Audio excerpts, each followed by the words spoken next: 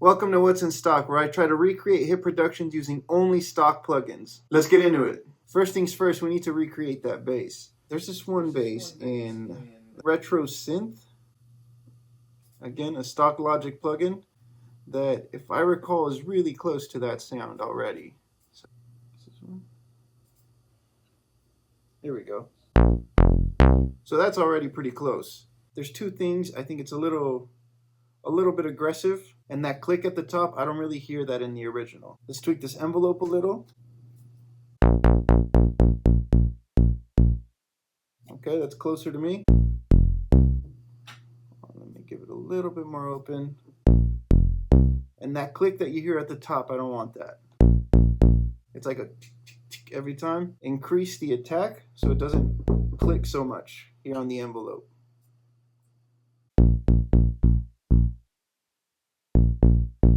Okay, now we don't have it. Now we're a lot closer.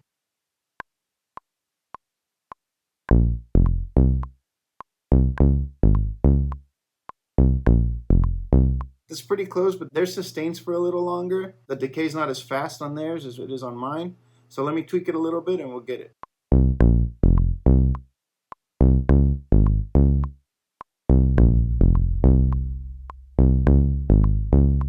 That's way closer. All right, on to the next thing. Let's look for a kick.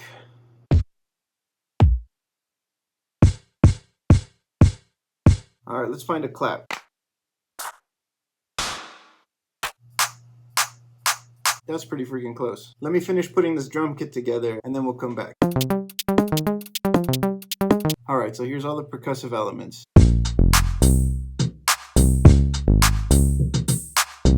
Let me go through each of them one by one. These are all samples that come stock with Logic. So the first one is this kick, Brooklyn Feels. Perfect. Then we got this clap.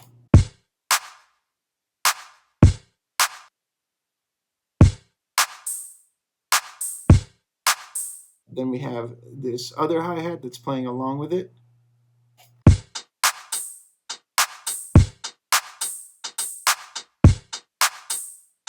Cool.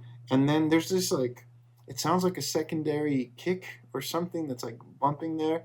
Not really sure what they're using, but I sort of recreated it by adding this snare, pitching it down. So here, let me bring up Drum Machine Designer. I pitched it down 5, and then I also EQ'd it. So all you're getting is between 90 to my high cut is at 500-ish. Let me see, bring it up 500. There you go. That's really it for the percussive elements.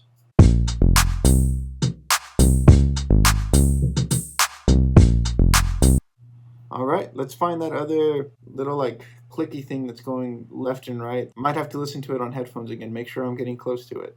Okay, so after throwing on headphones, I can hear in the original there's like a sub bass that's playing underneath that short like electro bass that we have already.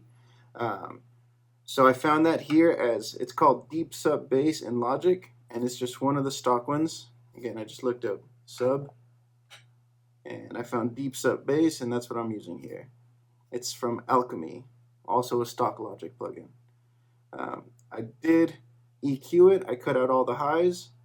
There wasn't really much there anyways, but I just wanted to make sure so that the other one sticks out. And then the other thing I did is I used the stock Logic compressor.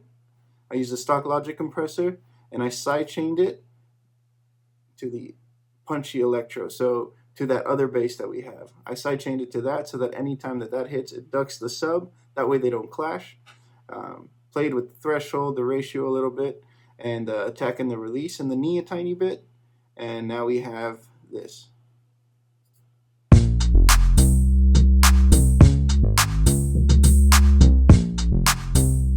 And just so you can hear what the compressor's doing, let me turn it off.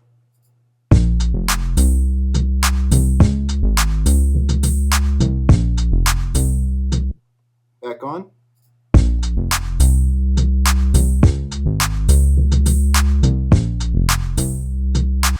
So you you can see, it just ducks out when the other bass plays. That way there's not two basses playing at the same time.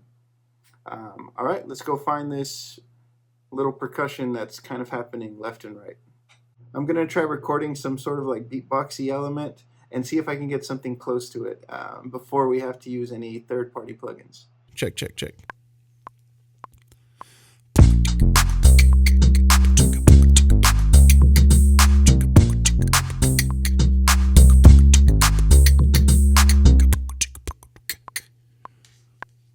All right.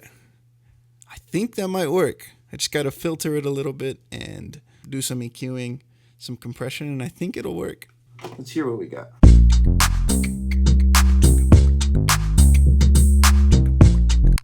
I mean, it's not too bad. One thing I want to try is see if I can quantize this audio. Most of the time Logic does a good job of quantizing the audio, but sometimes I have to go in and tweak a little bit. This is all pretty percussive, hard transient stuff, so it'll probably be okay.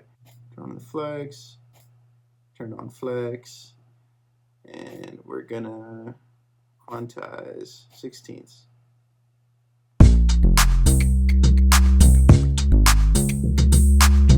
There's a few little imperfections, but I like them, so I'm gonna leave that. First things first, I wanna cut all the low out of this.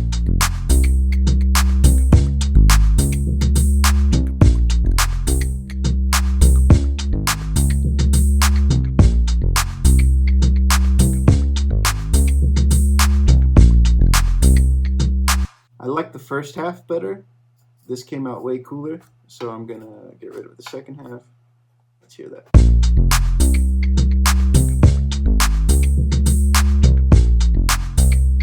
Already pretty cool. All right, let's try to get it panning.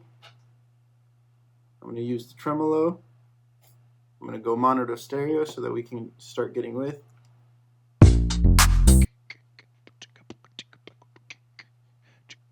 I'm kind of liking it at a quarter. Let me see.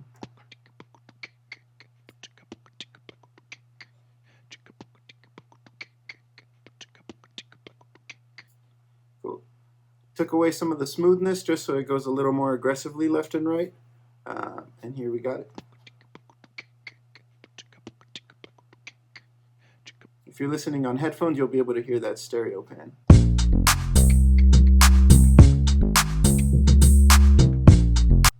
All right, I have to do it.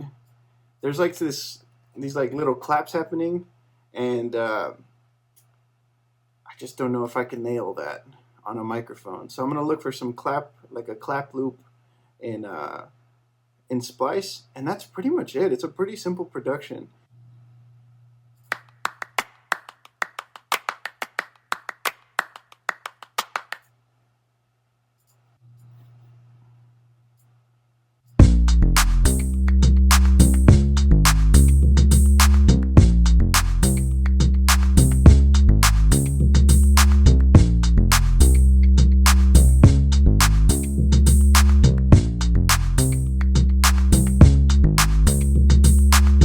You could spend more time on the mix, you could spend more time looking for the right samples, things that sound more exact, but it's pretty close for really having spent not a lot of time. So 9 total elements in that production for the most part. There could be layers and things like that that you can add to make it a little bit thicker and a little bit, just a little bit better. But it looks like for the most part this song is all vocal and performance. But yeah, there you go. We recreated Lovin On Me by Jack Harlow. Let me know if there's something you guys want to see me recreate. The only thing that's third party is that splice loop, but everything else is stock Logic plugins. That's it for this one. I'll see you guys next time. Peace.